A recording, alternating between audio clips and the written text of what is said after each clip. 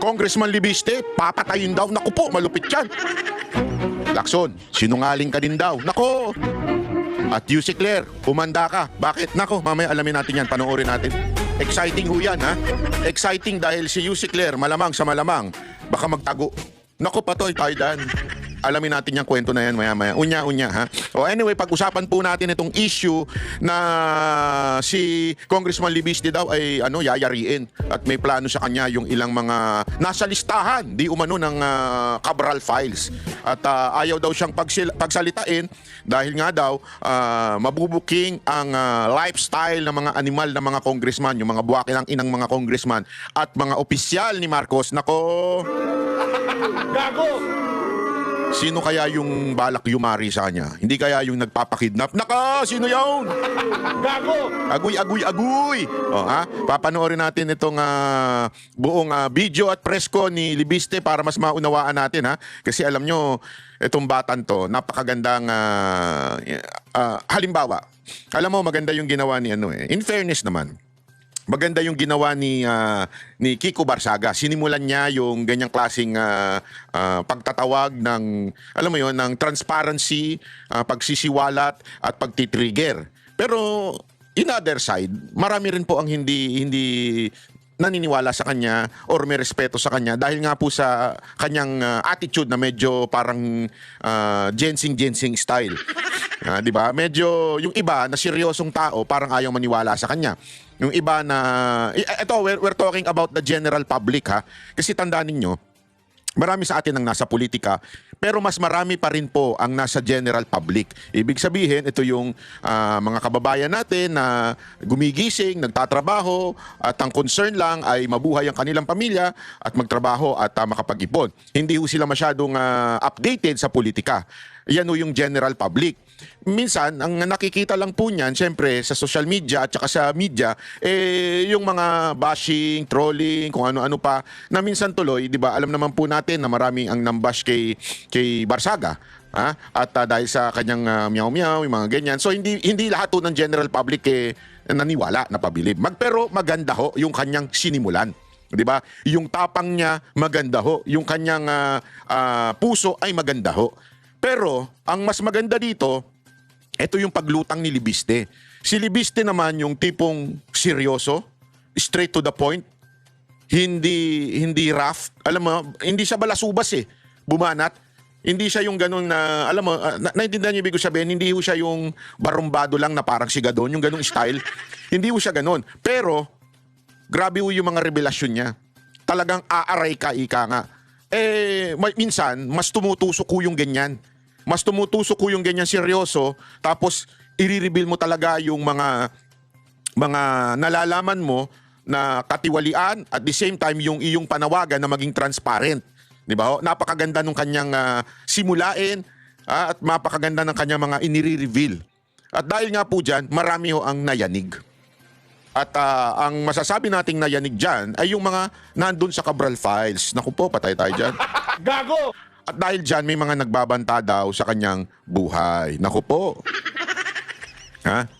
So, aalamin natin yan, ha? Kung ano yung kanyang presko na yan. O, panoorin natin sabay-sabay at reaksyonan natin, ha? Ng malupit. At kung kayo may reaksyon, aba, isulat nyo rin dyan sa baba. Reaksyon kayo kasi binabasa ko ho yan, ha?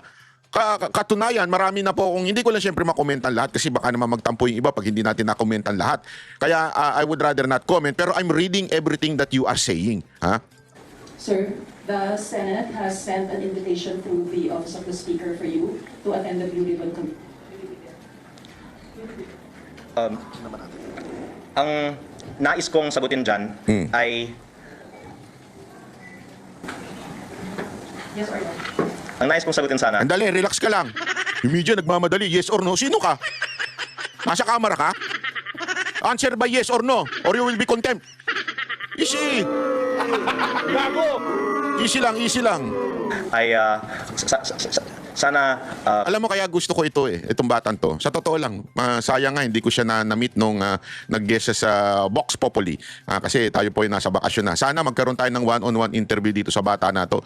Kung meron po kayong sana ma-interview natin to ng one-on-one. Talagang babanatan natin to. At ito, pag-usapan pa natin. gulatin na lang natin sila kung darating ako o hindi. Naku, gulatin. Anong ibig sabihin yan? Ibig sabihin yan, meron siyang, ano ba yun? Meron siyang pasabog, di ba? Yun pala yung Gcash ni Anharot to.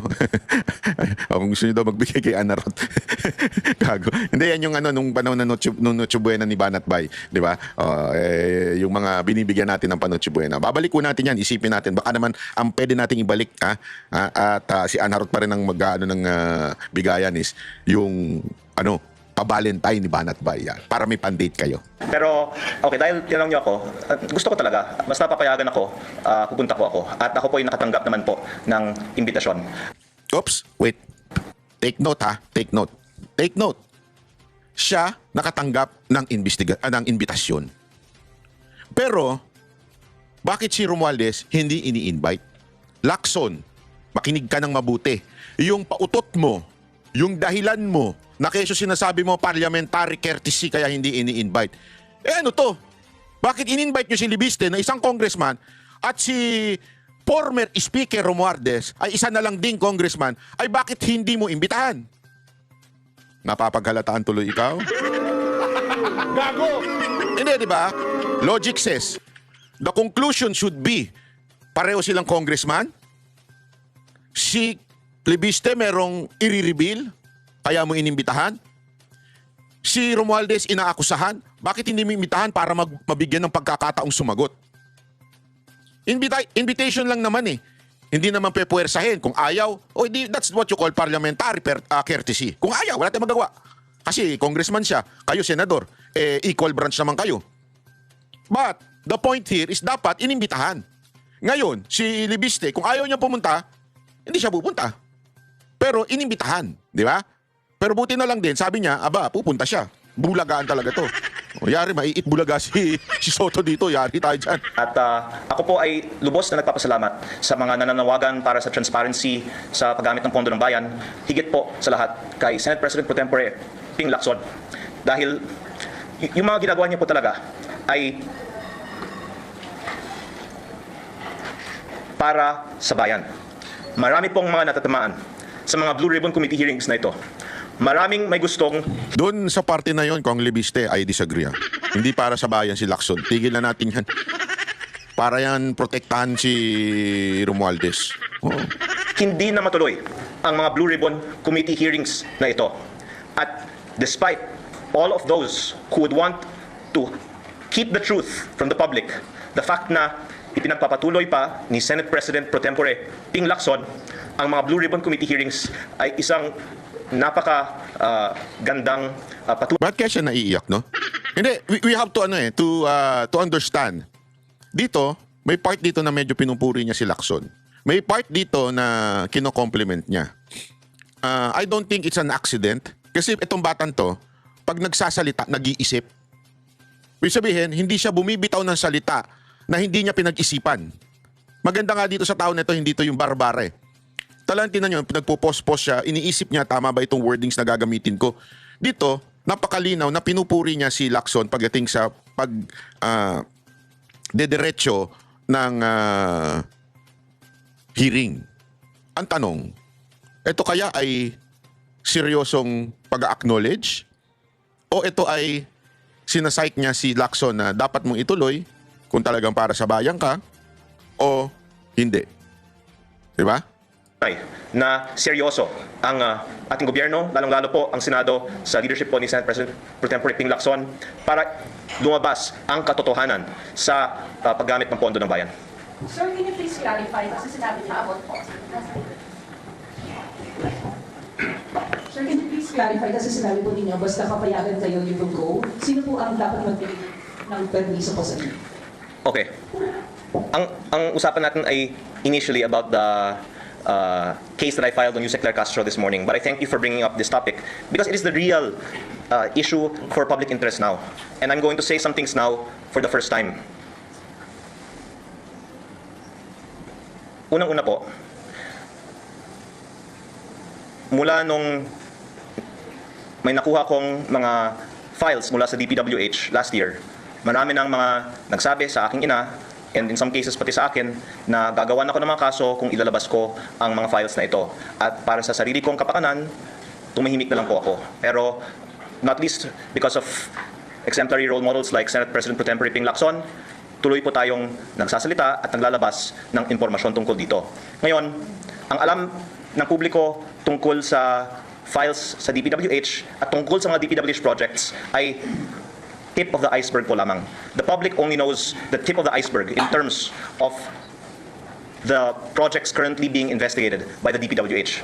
But I hope that the Blue Ribbon Committee hearing led by Senate President Pro Tempore Ping Lacson will increase the public's knowledge of what are really behind these files. And I defer to Senate President Pro Tempore Ping Lacson on doing so because I greatly appreciate also his and even Congress's statement that they will subpoena the Cabral files from the DPWH. And hopefully by doing this in the Blue Ribbon Committee hearing, Dito dapat wala nang atrasan, Lacson ha. Pinuri ka na ng todo-todo dito na ilalabas mo yung Cabral files pagdating sa Blue Ribbon. Oh. Pag nilabas ni ni Libiste, tinanggihan mo Libiste. Congressman Libiste, pagka tumanggi si Lacson ha. Kasi alam mo si Lacson, hindi ko alam kumakabig-kabig yun eh. Oh, magulong kausap yung si Lacson sa totoo lang. Minsan iba yung sasabihin, iba yung gagawin. Kaya nga dapat Congressman Libiste, yung sinasabi mo na pag-a-appear ka sa Blue Ribbon tapos ikaw ay palalabas sa yung Cabral files, pag hindi ginawa, ibulgar mo. Ha? Ibulgar mo talaga, wag kang porket kaibigan ng nanay mo, kakulig ng nanay mo, ay hindi mo ibubulgar kung sakaling pigilan ka ni Lacson. finally malalaman na ng publiko ano po ang laman nito. Pero tinanong niyo po, Kasi masyado nang matagal eh. We want to know the Cabral files. Ano ba talaga, sino ba talaga ang involved dyan? Tell it all.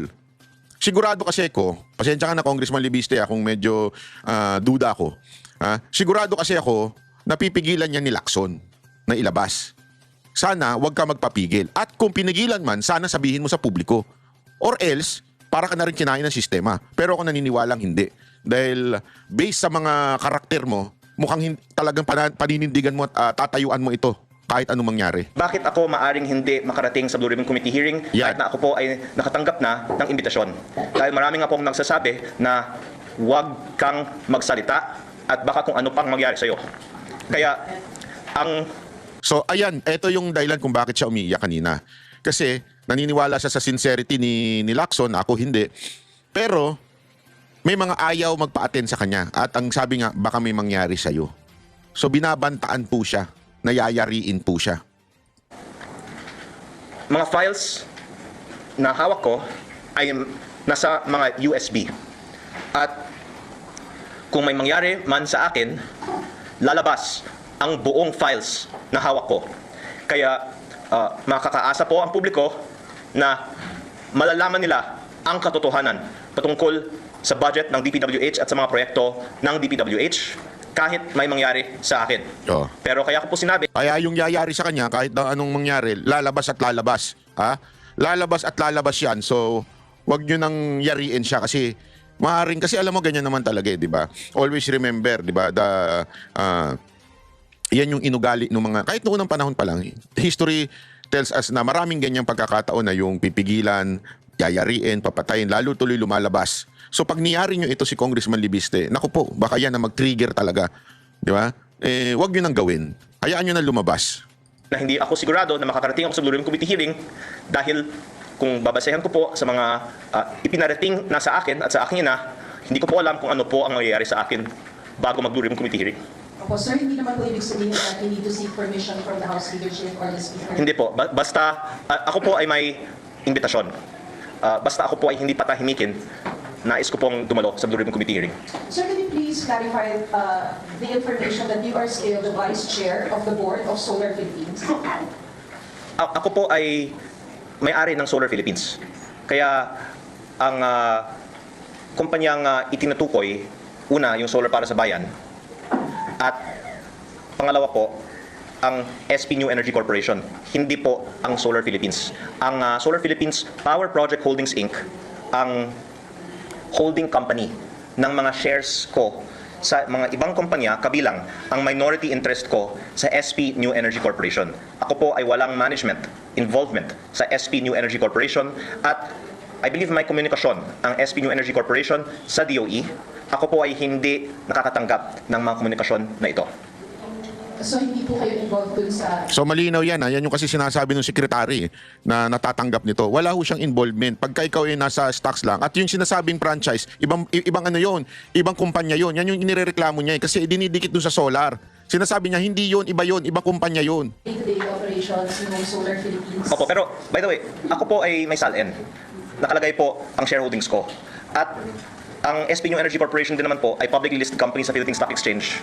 Kaya, consistent with our advocacy for transparency, nilalabas naman po natin ang aking mga ownership interests sa mga kumpanyang ito. Hindi po ito controlling interest sa SP. Nakita niyo yung pagiging honest niya? Pwede naman niya itago na yun pero inilalabas niya pa rin. Even if wala na ho siya doon, sa kanya yung stocks na lang na maliit at inilalabas niya pa rin. Yung pagiging transparent itong tao na to talagang makikita mo. At ako din po ay nag-iingat na umiwas sa mga usapan na makaka-involve sa companies that I have interest in. Pero, in fact, kung ako po ay bibigyan ng pagkakataon ng Kongreso na talakayan din ang mga issue sa power industry, baka 6 na oras po tayong magpe-press con tungkol sa mga anomalya at ang regulatory capture at ang ibang mga sikreto na hindi pa lumabas sa publiko tungkol sa power industry. Pero alang-alang din po sa maraming mga matatamaan kung tayo po ay magkakaroon ng press con po tungkol doon, hindi ko po binubuksan ang mga issues ng power industry. Ito po ay aking sagot lang sa iniiwasan ko nga na talakayin ang mga sektor na may connection sa mga kumpanya na ako po ay may shares in. Sir, last na lang po. Ang hindi ba sa timeline ng request niyo for a meeting with Senator Lacson, like on this day, kinausap niyo yung mom niyo and then your mom talked to Senator Lacson, etc. Plus yung reports daw that you cried to your mom. Okay. Ito na yung sinungaling si Lacson. 'Di ba sinabi ni Lacson na umiiyak daw si Congressman Libiste sa kanyang nanay. 'Di ba? Ito yung sinabi ni Lacson doon sa press con niya. Ito lilinawin ngayon ni Libiste. Dito, masasabi mong sinungaling si Lacson. Unang-una po, ang sinabi naman po ni Senping ay nag-usap siya sa aking ina. So, hindi naman po ako yung nag-usap in that instance directly kay Senping. At hindi po totoo na umiyak ako sa aking ina. So kita ninyo, hindi niya sinisiraan si Lacson kasi sinasabi pa nga niya, basta hindi nag-usap yung kanyang, ang nag-usap pala ay si Lacson at yung kanyang ina. So whatever they talk about, hindi ko alam yon. But for the record, hindi ako umiyak sa nanay ko. But the other way around, ang nanay ko ang umiyak sa akin. Baka mas totoo po na ang aking ina yung umiyak. Pero ang sinabi naman po ni Senping sa kanyang press briefing ng isang araw ay ako po ay dumadaing sa aking ina. Kung bakit ako ang inaatake kung si Senping din po ay may marami naman din binubunyag. At unang-una dahil si Senping kasi naman ay very senior and highly respected member of the Senate at very well prepared siya sa kanyang mga binubunyag. Yung unang nabanggit ni Senping ay ang karamihan ng mga miyembro ng 19th Congress ay may mga insertion. Nung nabanggit niya yun, maraming mga nagalit, pero yun ay totoo. Kaya saludo po ako sa kanya, kahit po maraming mga natamaan, sinabi niya ang totoo. Tapos nabanggit din niya na at least 5 cabinet secretaries and even some undersecretaries have allocables. This is in the Cabral files. I am corroborating what Senator Ping Lacson has said. And yun po ang konteksto bakit sinabi ko sa akin na bakit ako ang inaatake pero si Senping hindi. Kasi syempre lahat ng mga tao takot kay Senping eh. Nagigets ninyo? Ang sinasabi ni Lacson, grabe no? Iba talaga ito si Lacson. Sabi ko sa inyo, iba karakas ito ni Lacson eh. Sabi ni Lacson, umiyak daw siya sa kanyang nanay dahil daw, bakit noon daw ay nung ganun daw si Lacson nung bata siya na congressman o senator, inaatake. At ngayon, ganun din ang ginagawa sa kanya. Parang pinalalabas ngayon ni Lacson na inaangat niya yung sarili niya na ako, senior na ako sa ganyan. Yung mga ganyang atake, sanay na ako sa ganyan. Ang ginawa rin nila sa akin yan sa pagiging tuwid ko. Yun yung punto nung kanyang press con tungkol kay Libiste. Parang sinasabi niya, ako nadanasan ko na, ikaw papunta pa lang, pauwi na ako. Nakatulog na ako. Parang ganun ang dating. Ang sinabi talaga ni Libiste, tingnan ninyo yung sinasabing bakit si Lacson hindi binabanatan o mas binabanatan ako kaysa sa kanya with the same issue, not on the past issue. Same issue, ibig sabihin about the Cabral files. So sinasabi niya, ako nagsabi na may Cabral files. Si Lacson, sinabi rin niya na nakita niya yung Cabral files. Pero bakit ang binabanatan ako at hindi si Lacson? Yun yung kanya sinabi ni Libiste. Pero iba ang pinalalabas ni Lacson. Naku po, Gago! sabi ko sa inyo, may something eh. I-rewind natin yung part na yun para mas maintindihan natin. ina yung umiyak. Pero ang sinabi naman po ni Senting sa kanyang press briefing nung isang araw ay ako po ay dumadaing sa aking ina. Kung bakit ako ang inaatake kung si Senting din po ay may marami naman din binubunyag. At unang-una dahil si Senting kasi naman ay very senior and highly respected member of the Senate at very well prepared siya sa kanyang mga binubunyag. Yung unang nabanggit ni Senting ay ang karamihan ng mga miyembro ng 19th Congress ay may mga insertion. Nung nabanggit niya yun, maraming mga nagalit, pero yun ay totoo. Kaya saludo po ako sa kanya, kahit po maraming mga natamaan, sinabi niya ang totoo. Tapos nabanggit din niya na at least 5 cabinet secretaries and even Ito yung comparison nun. Ito yung sinasabi niya na bakit si Lacson hindi inaatake ng katulad dun sa akin, meron din naman binunyag si Lacson. Yun yung context. Yung sinasabi ni Lacson, yung, hindi, kasi nung kasaysayan, ako din ay inaatake nung ako'y baguhang congressman ni senador, ay ganito, hindi pala congressman, senador. Senador, ganito ako noon at nakayanan ko, kaya bilang may payo ako kay Libiste. Bida? Bida ka? Gago! Ikaw na talagang kataas-taasang pinakamagaling at pinakamalinis dyan sa Senado? Gago! Yun yung punto niya dun eh. some undersecretaries have allocables. This is in the Cabral files. I am corroborating what Senator Ping Lacson has said. And yun po ang konteksto bakit sinabi ko sa akin na bakit ako ang inaatake pero si Senting hindi. Kasi Yun. lahat ng mga tao tapos Yun kay ang Senting eh. konteksto. Kaya ang Diba? isa naman na nabanggit ni Senting sa kanyang press briefing, which I'm thankful for his example, is nung siya naman po ay nagsimula din, marami naman din po ang mga umatake sa kanya, pero he persisted and I gain inspiration from his example. But hindi po karakter ko na umiyak sa aking ina. Baka umiyak ako sa mga interviews nyo kasi ang mga katanungan ay tungkol sa aking ina. Dahil actually, yung ikinalulungkot ko ay the fact na yung aking ina ay nasa-stress dahil sa akin. At ang payo niya sa akin, Alam mo, I can identify with this guy. So totoo lang. Sabi ko nga sa inyo marami naman din sa tao. Kayo rin na nanonood. Sigurado ako, you can take it. 'Di ba? Accusation, bashing, you can take it. Or di kaya naman problema sa buhay, kunwari financial problem, you can take it. Pero when you see your parents or loved ones crying, suffering, dun ka ngayon maiiyak. Not because you cannot or you do not have the strength. Pero dahil sa nakikita mo na nasasaktan yung mahal mo sa buhay. Whether it's your wife, girlfriend, boyfriend, or di kaya yung parents mo, pag sila na ang umiiyak, sila na ang naapektuhan ng problema, dyan ka na ngayon tatamaan. Dyan ka na ngayon iiyak. Yan yung sinasabi ngayon ni Libiste. Not because na ayaw niyang gawin, not because nangihina siya, hindi. Dahil nga, nasasaktan yung kanyang nanay. ang ganda-ganda naman po ng aking buhay, bakit ko kailangan na magsalita pa tungkol dito? Yun. Alam nyo, kabaliktaran nga ang sinasabi ni Yusek Claire Castro na Kabaliktaran. gumawa ako ng pera Yun. sa mga transaction sa gobyerno. Yung ginagawa ko ngayon ay wala akong financial benefit. Malaki ang nawawalan sa akin financially dahil dito. Pero ang sana nakikita ng publiko, ang importante sa akin ay hindi ang sarili kong kapakanan o financial interest, kung hindi ang paglalabas ng katotohanan. We are with you, sir. Kaya sana Congressman Libiste, if you're watching this, I will dedicate my life and my blog in pursuing na mailabas mo talaga yung Cabral Files and pursuing transparency sa Congress kasi alam mo, tangina nakakasawa na eh. Sorry nakapagmura ko Congressman Libiste nakakasawa na talaga eh. Sigurado ako marami sa ating kababayan, lalong-lalo na sa OFW na napapakamot ulo na lang eh. Kasi marami sa ating mga Pilipino, manhid na. Parang naka-anesthesia. Totoo. Kasi kayong mga OFW, nararanasan niyo yan. Sa mga bansang tinitirhan ninyo. Di ba? Nararanasan ninyo ang kahit papaanong tuwid na gobyerno. Kahit papaano. Of course, there will be no perfect government. There's no such thing as perfect government. Walang perfectong government.